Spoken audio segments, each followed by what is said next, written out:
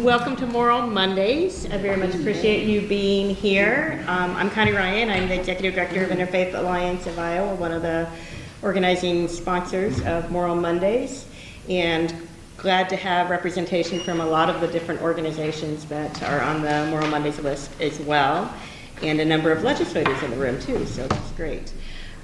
We are tackling what some call the Mid-American Energy Bill, and it's not the bill that you get in your mailbox, but it's very complex and has a lot of parts, and we are fortunate to have Carrie Johansson, who's the Manager of Government Affairs with the Iowa Environmental Council, to walk us through that.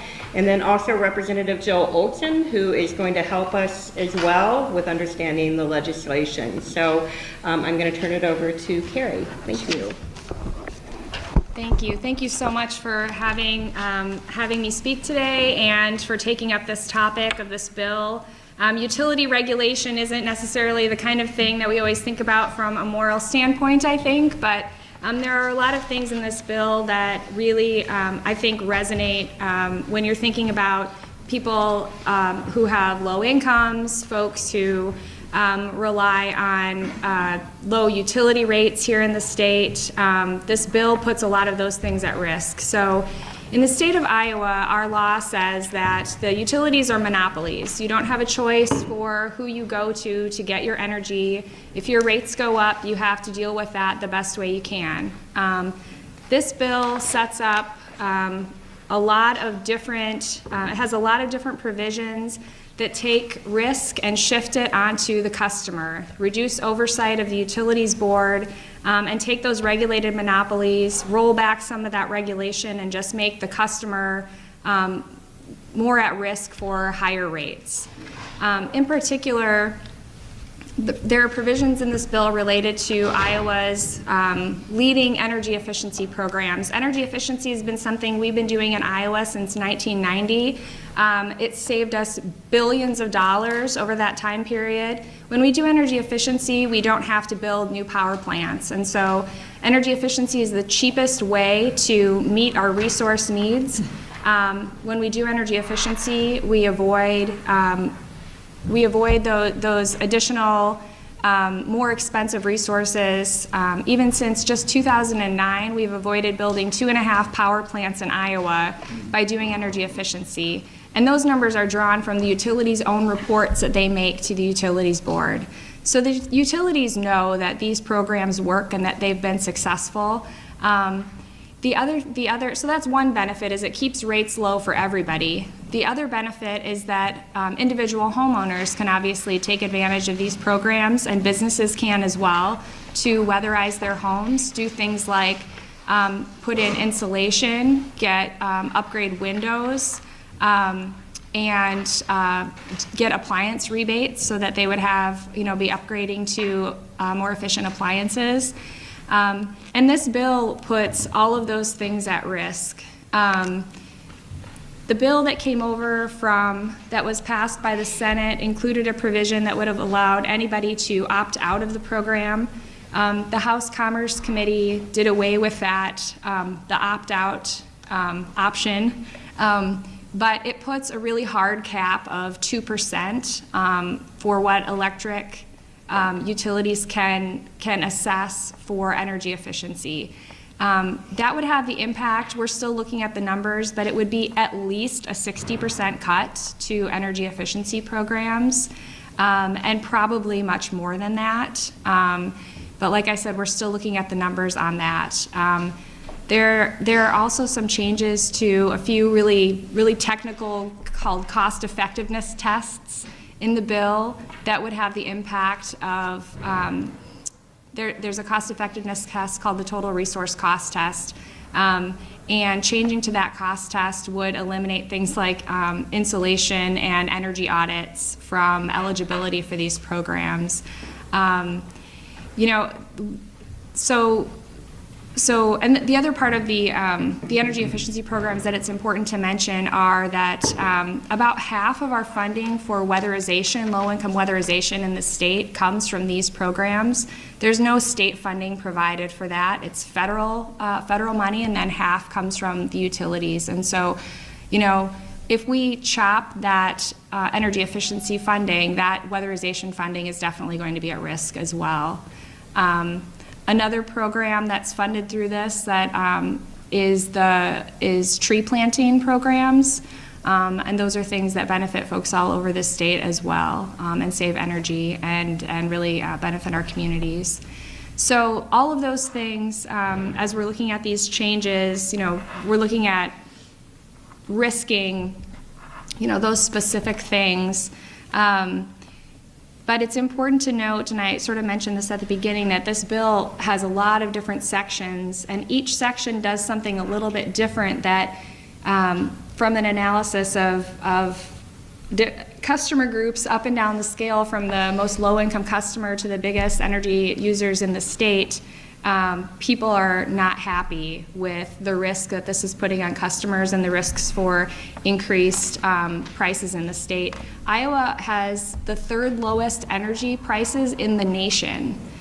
And that's because we have invested in low-cost, clean resources. We're a national leader.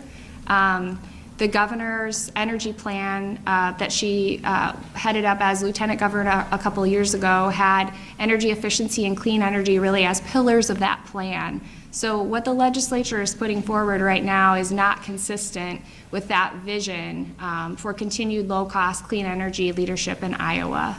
And I have some talking points that I can share with you all that I will I think I gave to Connie, and she can get those out to you.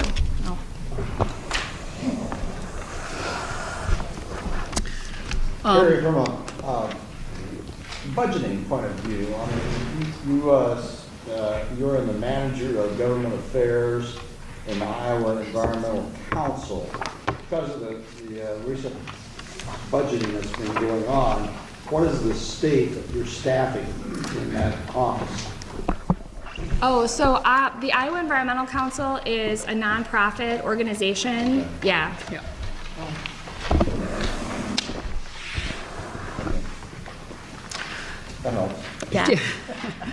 Carrie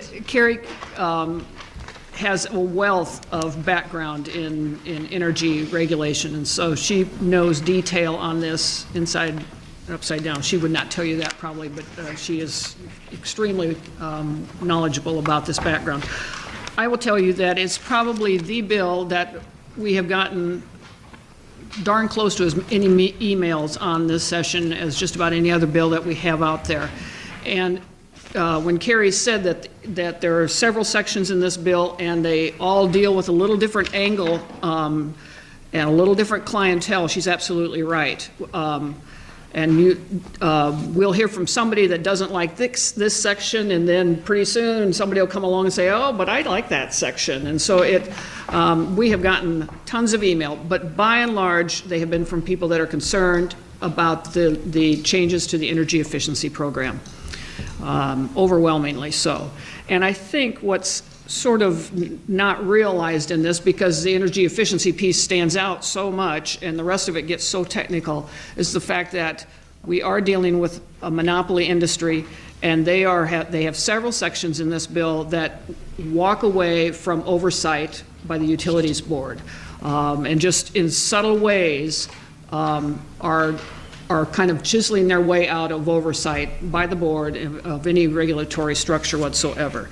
And that's, I think, the little harder thing for the public to understand. It's hard for me to understand. I've read this bill probably 4 times, and it's very technical, and you really have to have some background in utility regulation to even begin to understand what some of the ramifications of the language is.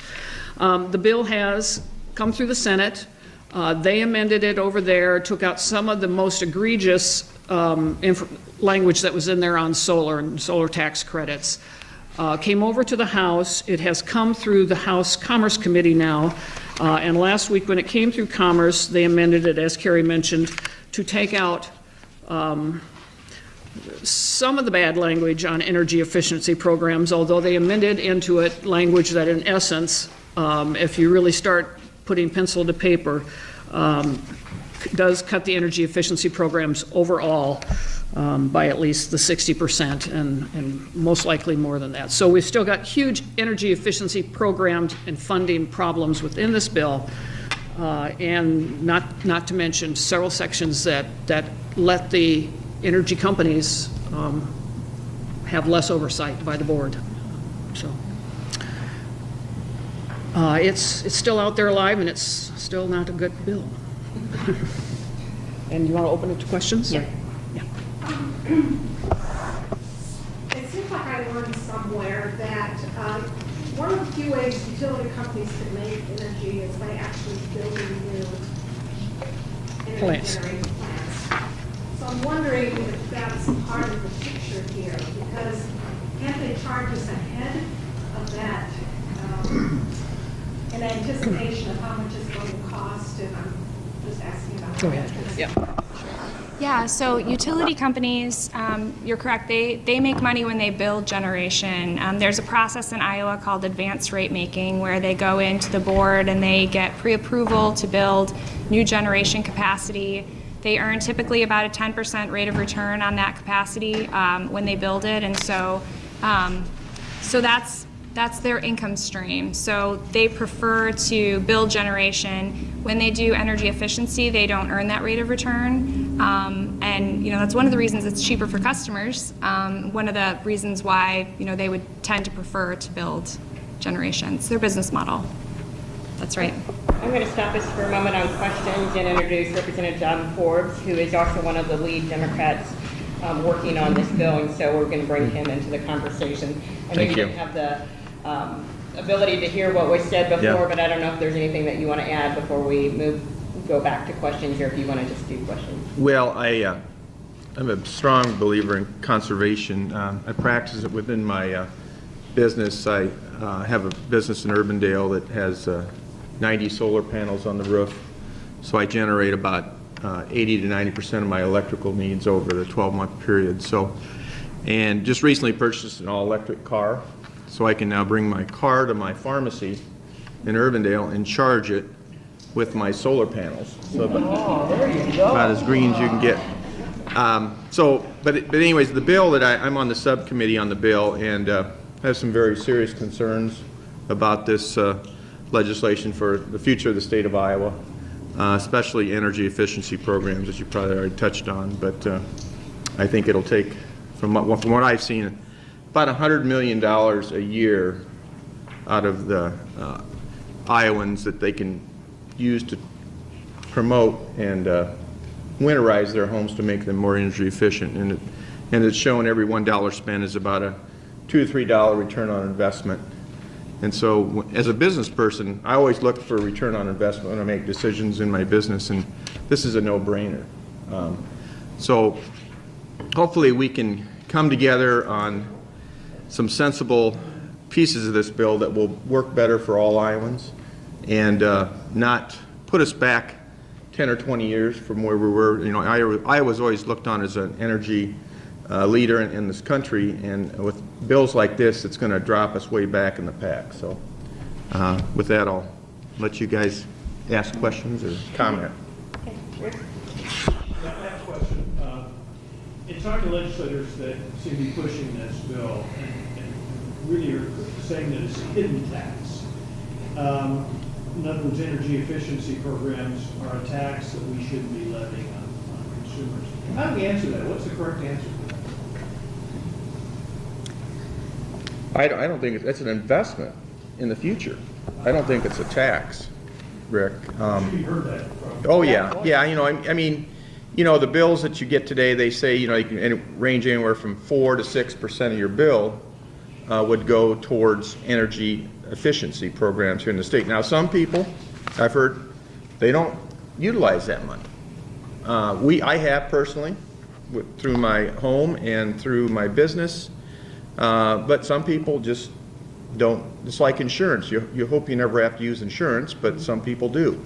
So I think it's when you see the return on investment, again, I talk about is what the money that's put in and the return, not today, but 5, 10, 20 years down the road, that's where you're going to see the savings.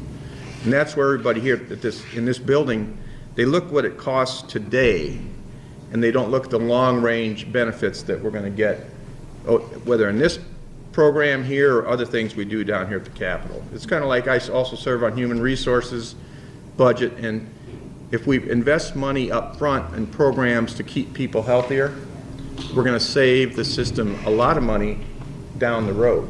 But it's getting people to understand you have to spend money now to see the return on investment down the road. Yeah, and I would also add that energy efficiency is one of our mix of resources that we have in the state. So we have coal, we have natural gas, we have wind, and we have energy efficiency. And so it's not a hidden, it's not on top of what we're paying for electricity, it's instead of paying for something else. If we take that pie, that's energy efficiency, that's the cheapest piece, and we take it out, it's gonna get filled in with something that's more expensive. That's a hidden tax right there. That's the rate increase. So that's how I try to explain it. Yeah.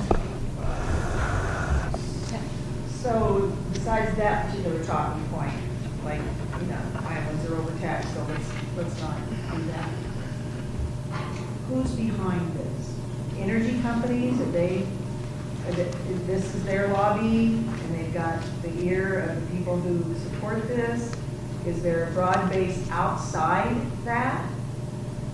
Or is it just, like you said, it's hard to get people, I mean, my bill comes, I'm on budget billing, I pay it, I don't think too much about it. I'm married to a man who would insulate this deep because he doesn't like drafts in our house. So we've been on the energy efficiency program our whole married lives. And probably there are things in this that we haven't tapped into that we could have. We just maybe happened on to an energy efficient something. I'm having a hard time with, this isn't broken. What we're doing is not broken. Who are the geniuses trying to fix it? That wasn't civil. I'm just using this room on friends, right? I mean, I think an important point was raised earlier about how the utilities make money. And I think if you look at the registrations on the bill, you can see that the utility companies are the only ones registered in favor of this bill. You know, I think that, I feel like there's a pretty straightforward connection there in terms of how they allocate their resources and what they earn a return on and what they don't earn a return on. And I think, you know, that sort of thinking, you know, one thing I failed to mention earlier, there are 20,000 jobs in the energy efficiency industry in Iowa, and these are small businesses. There's a young guy who's been up here with us a couple of days last week who has an insulation business here in Des Moines. He has 2 employees. He's a single dad with 2 kids. And his business is insulating, you know, small homes, and he uses these programs, and you know, that benefits these folks who take advantage. It has his, it supports his business, and it helps everybody else keep their rates low, even if they never use the programs. It's about as win-win-win as you can possibly get, and these jobs really are at risk as well for these small businesses all over the state. Is this something that's been enacted and incorporated in other states? And if so, what is the outcome there? So what we've seen in other states more recently is actually an expansion of energy efficiency programs. I think Ohio is a really good example of that, where the a bipartisan expansion in Ohio of these programs, because they saw, hey, this is the way to keep energy prices low. This is the direction we need to go. Typically, this is not the direction that we're moving in other places, no. This is a bill that was started by Alliant Energy. That's basically where it came from. And so, if you know, they're stacking the cards in their favor right now, big time favor, and it's going to have, like I said, a huge impact. We have a tendency down here to try to fix a lot of things that aren't broken, as you know, a lot of things. And so this is just another example of something that's programs that are working well for Iowans. And if it's, I don't know if it's coming from the Koch brother industry, where their dollars are coming from. Whenever they can sell more energy, whether, burn it in coal or oil, that puts more money in their pockets. And so I think that, you can't really trace it totally back to them, but I'm sure they have some roots to this issue too. What do you think the vote is right now? What's the feeling? I mean, I know there's a process, but if it gets to the floor, We're going to try to put a lot of amendments on the bill to try to somehow make it a little more palatable. In the end, I don't see how I can get there personally at this point, but we'll be looking at a lot of amendments, and hopefully we can get some Republicans to maybe take a second look at this bill and really understand what it's going to do to people here in the state of Iowa. Some of them do have a conscience, and they actually kind of can figure out what's going to happen. And so hopefully we can get enough people kind of questioning whether they should be on this bill or not, or be voting for this bill, that if they can't get 51 votes up on that board, the bill will not come forward. I'd like to jump in here and help answer that question. Chuck Eisner, I'm on the Environmental Protection Committee. We have a number of our members here. We plan on ganging up with the Commerce Committee with floor debate and amendments. This is Alliant Energy, which serves Dubuque, where I'm from, also serves Wisconsin. Wisconsin's burden on them, energy efficiency, is lower than it is in Iowa. So they're trying to do in Iowa what they've done in Wisconsin. But I think that's how it started. It's really a Christmas tree bill. I think the Senate Republicans put out the word, we're going to do this energy bill, send in your ornament, we'll put it on the tree, and that's why we got 10 or 20 different sections all coming from different parts, and that's why people are saying, I like this, but not the rest of it. I think the trick is twofold. As was mentioned, utilities, the economics is this: they don't make any money off of energy efficiency. In fact, it's not even a loss leader. It just means they sell less electricity, and that's where they make their money. Alliant just built a $700 million generating station in Marshalltown. They need to make that back along with the whatever, 11 or 12% profit they were guaranteed. The less we consume, the longer it takes them to recover that, and the more the rates have to go up to guarantee that return. So the bottom line is the economics, the structure of the system doesn't favor energy efficiency. And I think two things we can do to maybe turn the tide on this. One is, frankly, the governor and the Economic Development Authority that has a lot invested in their energy plan, they need to start speaking up publicly that this is a bad bill for Iowa. But I think if we recognize and deal directly with the utilities conundrum, we can maybe get them to stop in their tracks. And that is, how can we make it so that they can earn a profit off of energy efficiency? And I've long said, if they're willing to invest 6, 8, 10, or 12% in energy efficiency, why not let them make a profit on that investment? As long as the investment plus the profit is returned at least 1 for 1, if not more so, in energy reductions, which benefit the consumer. So I've long been convinced that they've had in the back pocket a business plan that matches this new era of energy efficiency and renewable energy. How are they going to survive in this new universe? And at some point we need to tip the scales where they actually take those business plans out and says, okay, we're ready to go. And it's, how do you make money off renewables? How do you make money off of energy efficiency? And that's one of the amendments that I'd like us to sit down with and maybe get them to do a double take as we consider this bill. For those who are interested, yesterday the Cedar Rapids Gazette, the Sunday Gazette, in the opinion section had an entire page, I believe it was page 3, devoted to this bill. And if I read all 4, there were 4 articles, if I read all 4 correctly, they were basically critical of the philosophy behind this bill, and I think 2 of those columns specifically mentioned the file number, and one of the articles went into the history of the Branstad administration's policies coming out of one corner about what they're espousing, and then what his actions showed out of the other corner that he really wasn't doing. And I think I put that out and probably have it downstairs, but again, it is an entire page, 1 page out of the 4 in the op-ed section. So if people are, I think there's some talking points in there too. So if people are interested, you can go online to the Gazette site and should be able to find and check out all 4 of those articles. So, Yep.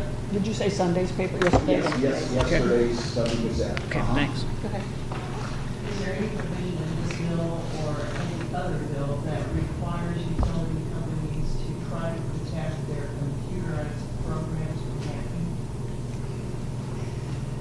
No, I don't think there's any language in this bill that would address that, no. Can't. As I understand Visualize. from information that's come out in the last week, there were many concerns about Yeah, I read last week where the Russians are trying to hack into our utility system here in this country and have gotten into them, yeah. And, I think they're just waiting when we're at a vulnerable time in wherever we're at here in this country, that they could shut us down or have a major impact on how we deliver utilities here in this country, so. You go back in the back and then over to Rick after. I will tell you up front, I work for a solar company in Ankeny. The name of the company is One Source Solar, and I'm not here to go on and on about that, but I do have a couple of thoughts that I want to share. I think a lot of this is coming from Alliant Energy, and I think what we need to remember when we think about Alliant Energy is it's not even an Iowa-based company. It's based in Madison, Wisconsin. So you can say, well, we're doing something for an Iowa company. Not really. And I think another thought is that you ask why they're going after this. Well, we look at rates all the time in the state of Iowa. The electricity rates that are the highest are Alliant Energy rates. They're much more expensive than the Mid-American rates. And Mid-American has been more ambivalent about all of this than Alliant. Alliant and the RECs are really pushing this. And then I think another point here is that they have said that if this is approved, that we'll see electricity rates go down. And I've even had some people who were on both sides that would say, well, they think there's a good chance of that.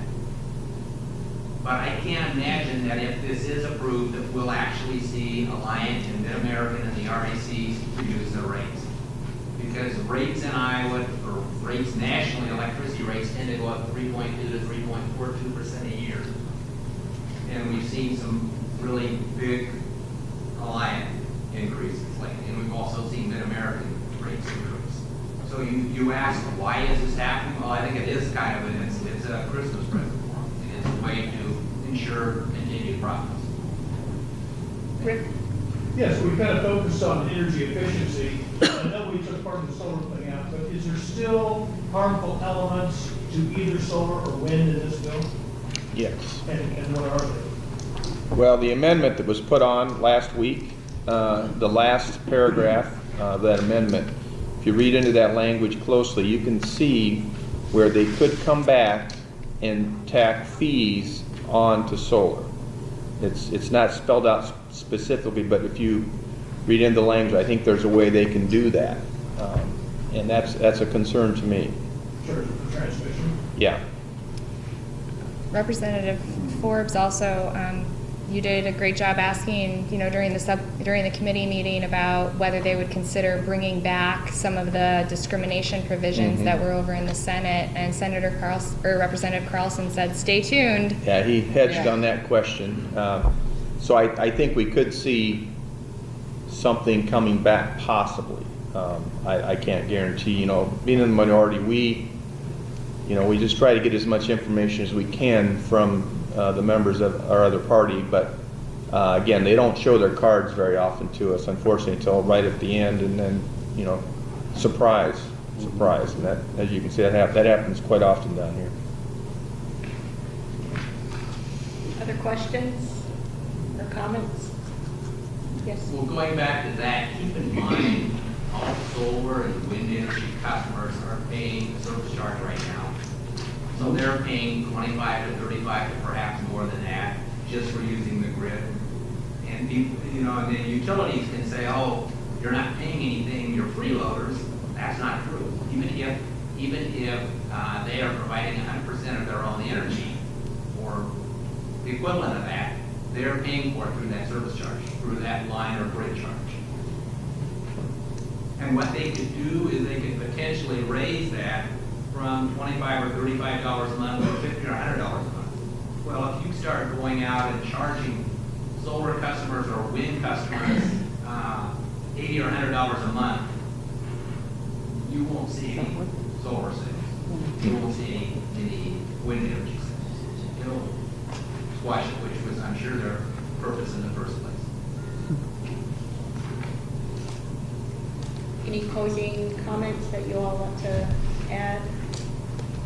Well, the utility down in Pella, I think a year or two ago, tried to put a service fee on, and it was met with a lot of resistance, and they finally pulled back. But that's my concern, that this amendment that went on the bill, it could possibly be kind of a backdoor way of putting those charges, additional charges on to solar and wind that would kill the industry or have a significant impact, which in turn would mean a huge drop in number of jobs in this state.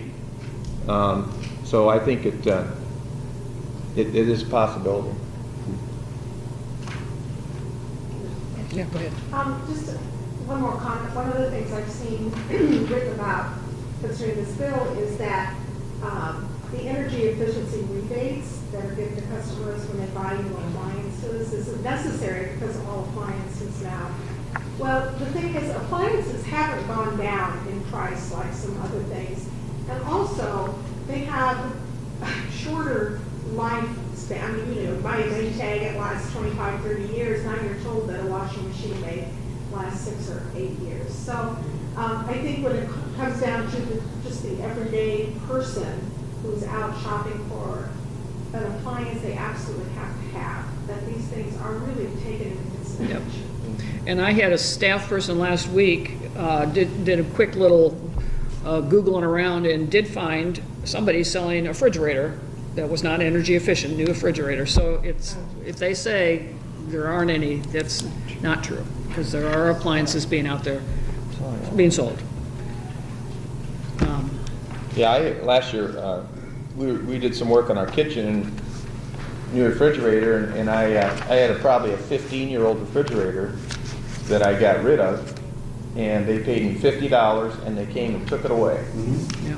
And hopefully they recycled that refrigerator. But yeah, now did that really make me decide to buy the new refrigerator? Probably not, because we were doing a remodel in our kitchen anyways, but it was a nice thing to be able to get the extra $50, and then more important to me was getting rid of my old refrigerator. So you wouldn't go plug it in your basement or in your garage. Right. Yeah. That's what they want to avoid people doing. You might throw a 12-pack of beer in there, and run that refrigerator for 12 months out of the year keep 12 cans of beer cold around the clock. So. Right. I actually had one of those in my basement for many years, and when I unplugged it, dramatically decreased my bill. Yeah. It was amazing. Yeah. So, not for 12 packs of beer.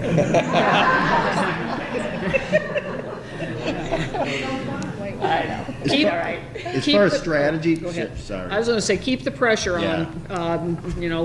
Tell your neighbors and your family and whatever, keep the pressure on, especially the Republican majority members, because they need to keep getting emails from people that this is The bad. best thing for us is to not have this bill come up. Yep. So we can offer 20 amendments, they're gonna reject 20 amendments.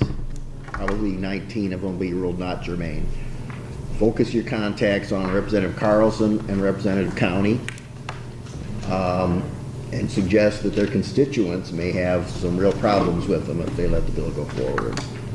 And I always add leadership when we're trying to stop a bill from coming to the floor, so I would also add Hagenow and Upmeyer.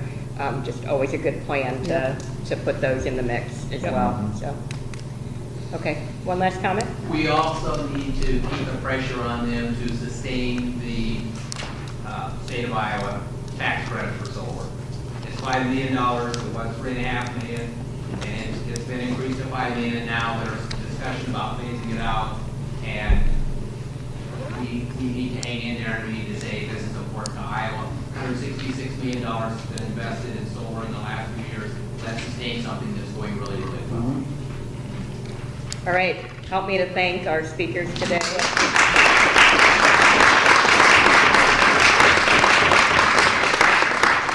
We are going to have Moral Mondays next week. I don't know what the subject is, so stay tuned. Thank you. Never know where the week will go, do you?